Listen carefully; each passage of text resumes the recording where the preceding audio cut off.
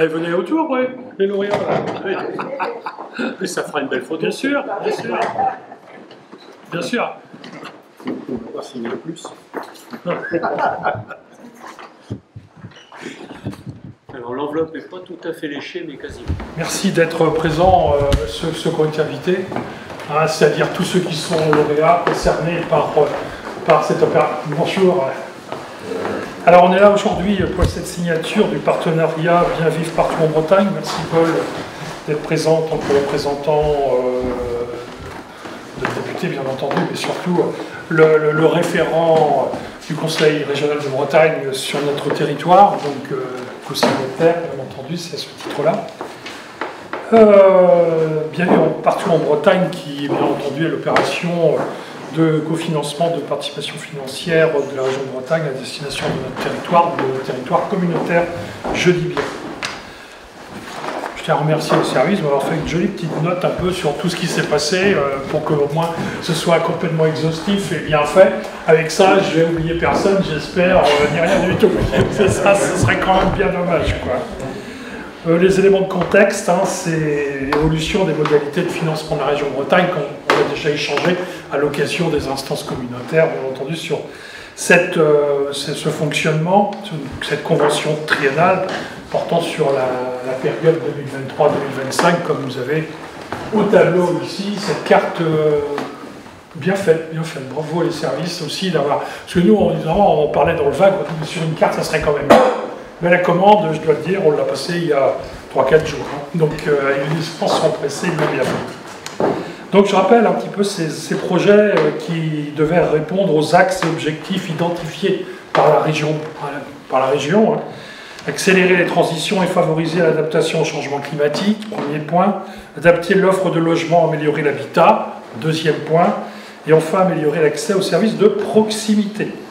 Alors 22 projets ont été déposés par les communes et l'intercommunalité. Vous vous souvenez, les avis qu'on avait convenus entre nous en disant un tiers pour la Comcom, les 2 tiers à destination des communes, de façon à ce qu'on puisse effectivement traiter également des projets d'intercommunalité. Et un petit morceau derrière pour les associations, pour les projets qui existent et qui peuvent sans doute pouvoir nous servir. Donc je disais 22 projets qui ont été déposés. Et à la suite de négociations, je dirais en décembre 2023, entre la région et une représentation de Pleurmel Communauté, vous vous souvenez, à Pontivy, 13 projets ont été retenus dans la convention. 13 projets sur les 22, parce que c'était ceux qui étaient les plus complets, qui correspondaient le plus, bien entendu, aux politiques attendues, etc. Enfin, divers critères qui font qu'on aboutit à cette sélection.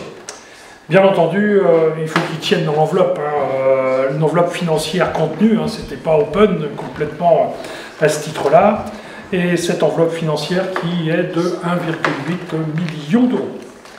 Alors, un petit peu moins de la moitié, 46,5% de l'enveloppe financière va soutenir des projets de transition écologique, avec notamment des rénovations de bâtiments, afin d'améliorer les performances énergétiques et les adapter au climat de demain, permettre un meilleur accueil des populations dans ces structures. On doit noter notamment la rénovation énergétique et l'extension du complexe sportif de Josselin. J'excuse le maire de Josselin qui m'a appelé, qui ne pouvait pas être là aujourd'hui, qui avait une autre obligation sur Vannes. La rénovation énergétique et acoustique du restaurant scolaire de Moron. Idem, Yves Chal ne pouvait pas être là, afin d'améliorer les performances du bâtiment, mais également assurer aux enfants de Moron et des communes alentours un accueil de qualité.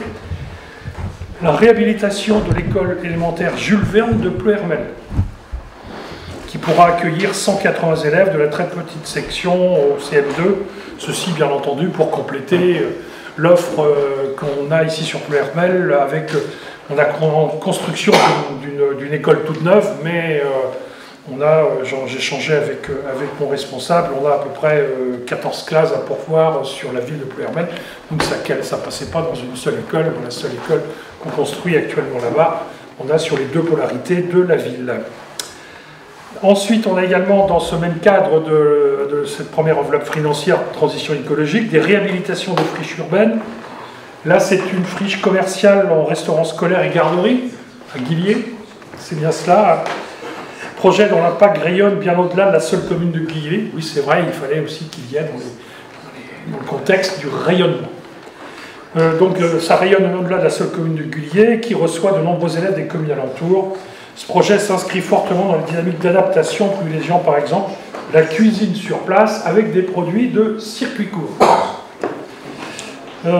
Et on a ensuite une étude de redynamisation du centre-bourg de Tréorentac, c'est pas mon cher Michel, projet devant permettre le développement raisonné du bourg. Le sujet est de réquestionner la circulation et les zones de parking sur cette commune très touristique, c'est moins qu'on puisse dire, vu l'affluence auquel tu fais face chaque week-end, on peut le confirmer. Revaloriser le bourg comme lieu de vie, créer des liaisons douces, assurer la protection du massif forestier de Brocéliande, important, par l'accessibilité des secours au regard de ces événements de ces dernières années, dont les récurrences au regard du changement climatique sont bien là, bien entendu. Et le dernier point sur ce volet, c'est la reconstruction d'une nouvelle école, Suzanne Bourquin, sur le secteur de Josselin, regroupant 10 communes du secteur. C'est le groupe scolaire avec une démolition-reconstruction sur ce sujet. 51,2% de l'enveloppe financière permettra l'émergence de services de ce qu'on peut appeler des projets de proximité. C'est bien cela, services de proximité. Tout d'abord, des projets de réhabilitation ou de création des services à destination de la jeunesse de notre territoire. Là, évidemment, on pense au sujet intercommunal qui est tout d'abord sur la même communauté, qui porte 2 projets importants, avec la création d'une maison de l'enfance 0-5 ans et d'un espace jeune 11-17 ans, sur la commune de Pleuhermel. Bon, nouvel espace jeune, qui, avec une capacité étendue à une 50aine de places modulables, de toute façon à valoriser la politique jeunesse et les orientations du projet éducatif local du territoire. Voilà un petit peu, bon, je ne vais pas détailler complètement le contenu qu'il peut y avoir là-dedans. On a ensuite sur la commune de Cluvienne, je suis pas parti, je sais que tu es pressé, que tu as un agenda serré, mais tu es bien là quand même pour m'entendre, avec la réhabilitation d'un ancien commerce en une maison d'assistante maternelle.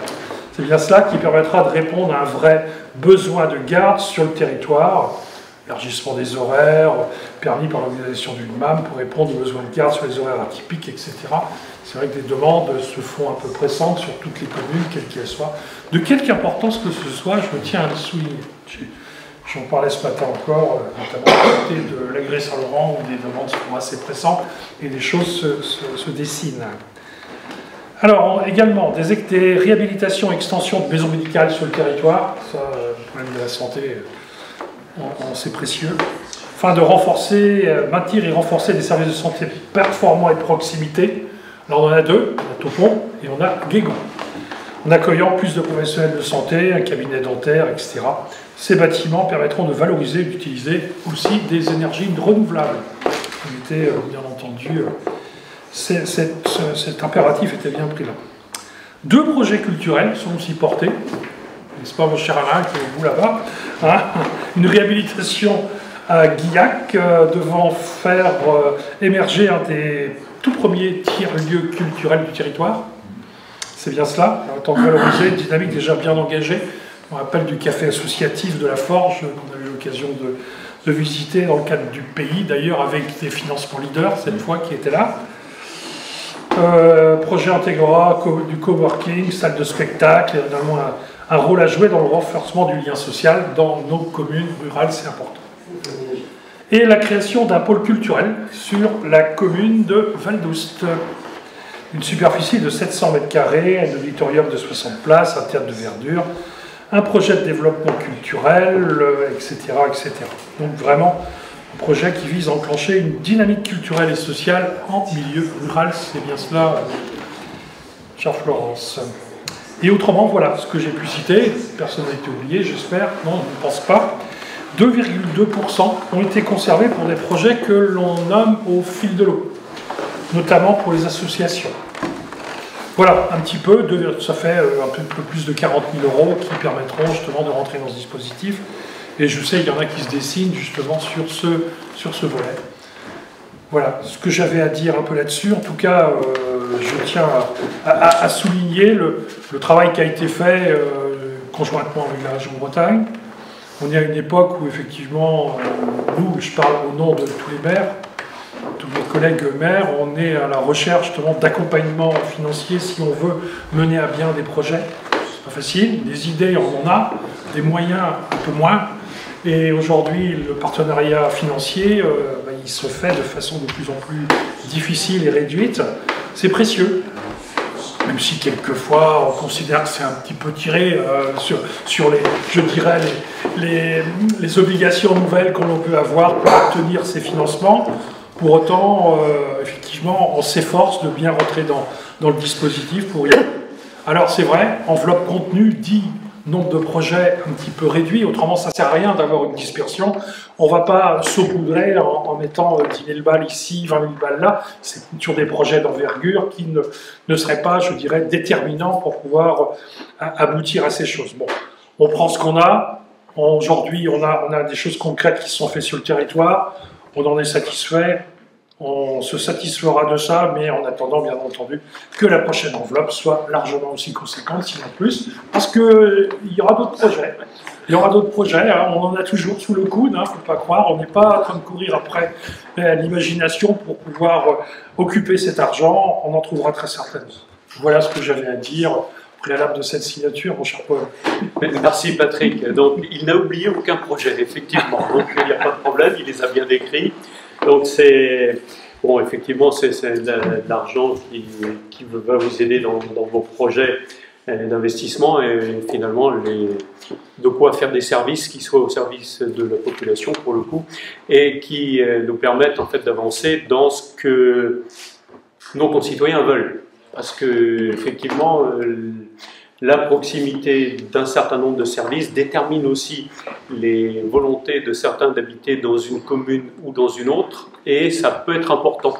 Donc, je pense en particulier à Krugel avec l'accueil en fait des enfants. C'est important. Si on n'a pas d'accueil d'enfants, les gens ne viendront pas non plus construire dans nos villages. Hein, c'est assez clair. Donc la philosophie de la région, parce que bon, nous n'avons pas, nous, dans nos compétences, si vous voulez, la solidarité territoriale. C'est le département qui l'a. Donc, on aide, mais plutôt sur d'autres choses qui sont du coup la rénovation énergétique, les services, mais ce n'est pas tout à fait la même philosophie. Donc, quelquefois, effectivement, la région est un peu plus tatillonne par rapport au département là-dessus, ce qui peut agacer des fois, mais bon, n'empêche que quelquefois, c'est ce que j'avais dit au maire, bon, effectivement, on vous casse les pieds avec la rénovation énergétique, mais enfin, quand il y avait une hausse des fluides, hein, globale, bon, à économiser un peu sur le chauffage, c'est quand même pas mal non plus. Donc, il y a toujours ce genre de choses. Là, ça s'est fait aussi en partenariat parce qu'il y a Lucille qui est derrière, mais qui est votre interlocutrice et qui me fait remonter en fait les discussions que vous avez, que je fais remonter à Laurence Fortin, et donc pour que bon finalement on arrive à trouver une cote pas trop mal taillée entre ce que vous voulez et ce que veut la région. Parce que bon, l'important c'est quand même ça, c'est quand même d'essayer d'être le plus près possible du terrain. En tout cas, c'est ma philosophie à moi. C'est pas toujours celle qu'on a partout, mais... Et quant aux dotations, alors là, ça va être autre chose. Vu, je ne sais pas quel budget on va avoir, mais vous savez que le budget des collectivités locales, c'est en gros pour vous qui décidez, puisque les assiettes, les taux sont fixés tous les ans au Parlement, et que... Eh bien, il faudra faire avec ce que nous donnera en gros l'État, puisqu'on n'a pas d'autonomie fiscale pour décider de ce genre de choses. Donc du coup, il faudra peut-être adapter effectivement nos politiques, même si en tant que député, là pour le coup je change de casquette, eh bien on fera évidemment bien attention au financement des collectivités locales, et ce sera des discussions certainement avec Bercy et avec le ministre du budget et le Premier ministre, qui devrait quand même, normalement, vu son parcours, et puis sa géographie, c'est un Savoyard, donc il devrait comprendre certaines choses, normalement, il n'est pas parisien, donc ça devrait être plus simple. Donc voilà, c'est pas... Parce que, bon, quelquefois, effectivement, la perception qu'on peut avoir des territoires, elle est quand même différente en fonction de nos vécus et, finalement, de là d'où on vient. Donc, c'est important. Voilà, à peu près, je ne peux pas trop vous dire quel sera le budget, parce que c'est... Avec une assemblée en 3/4, je ne sais même pas ce qui va être voté à la fin, parce que ça va peut-être être un peu compliqué. Voilà. Bon, ben, on a vu d'autres périodes, disons, moins aisées, donc on arrivera aussi à passer là-dessus, ça ne m'inquiète pas trop. Voilà. Donc, content. Alors, ce qu'il y a de bien, c'est que vous avez invité que les lauréats, donc on n'aura pas de reproche de ceux qui n'ont pas été retenus, donc il n'y a pas de problème. J'ai dû absorber le reste, c'est pour ça. Voilà, donc en espérant que tout ça aille vite et que vous soyez, que tout ça puisse faire tout simplement des services aux habitants. Voilà, merci beaucoup. Merci Paul. On passe à la signature ?